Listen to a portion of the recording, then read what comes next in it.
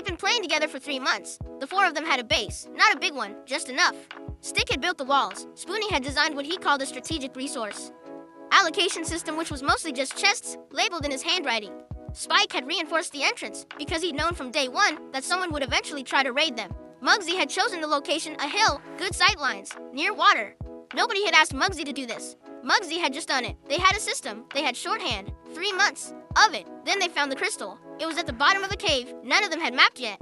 A single block of deep violet, glowing faint at the center, embedded in the rock. They all stood around it without saying anything. Everyone knew what it was. The server had one. Just one. Whoever held it got double drop rates forever.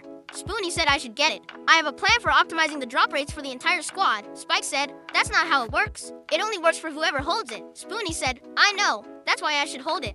My optimization plan. Mugsy looked at Spoony. One look, Spoony stopped. Stick said, so what do we do? Nobody answered. The conversation that followed lasted 40 minutes. Inside the cave, around the crystal, everyone made sense. Spoony's plan for the crystal was genuinely good. If Spoony held it, the squad would benefit from Spoony's resource strategy. Spike pointed out that trusting any single person with a permanent advantage was how squads ended. Mugsy said nothing for 38 of the 40 minutes, waiting for someone to find the answer. At minute 39, Mugsy said, there is no right answer. At minute 40, Spoony picked up the crystal. Not because they'd agreed, because the conversation had gone quiet and Spoony had picked it up and nobody had said stop. Stick had not said stop. That was the part Stick kept coming back to. Spike logged off without a message. Stick had watched the player slot go offline. Then he'd looked at Spoony, who was already opening the resource optimization spreadsheet on the clipboard. The crystal was glowing in Spoony's inventory.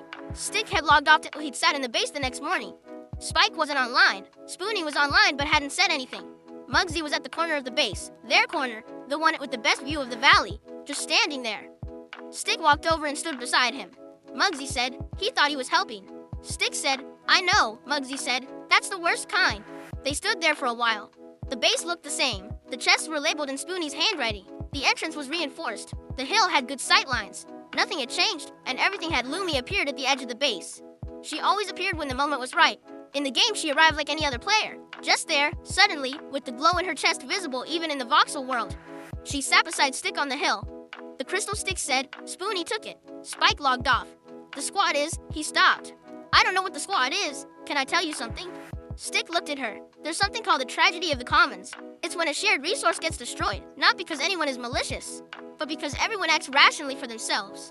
Each person makes the individually correct choice, and collective outcome is catastrophic. Nobody did the wrong thing.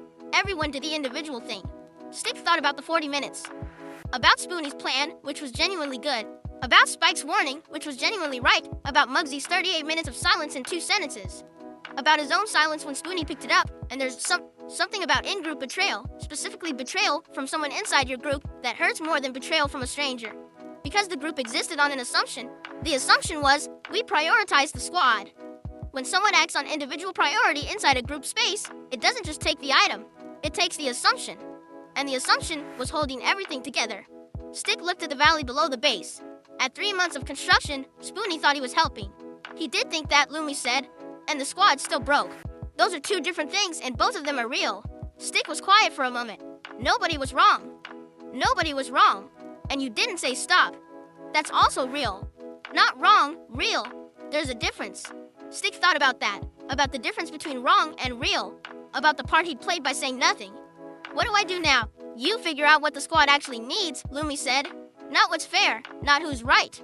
What does the squad need to survive something like the crystal? That's a different question. And it's the right one. Stick looked at the base. At Mugsy still standing at the corner. At the crystal glowing fate in Spoony's inventory across the valley. He had an idea of what the squad needed. He wasn't sure he knew how to say it yet. From across the base, Spoony walking toward them. Clipboard underarm, not raised. The crystal in the inventory. The grin adjusted slightly, less certain than usual. Spoony sat down on the hill beside Stick. Didn't say anything, which was the closest Spoony had come to an apology in 15 episodes. Did the squad survive?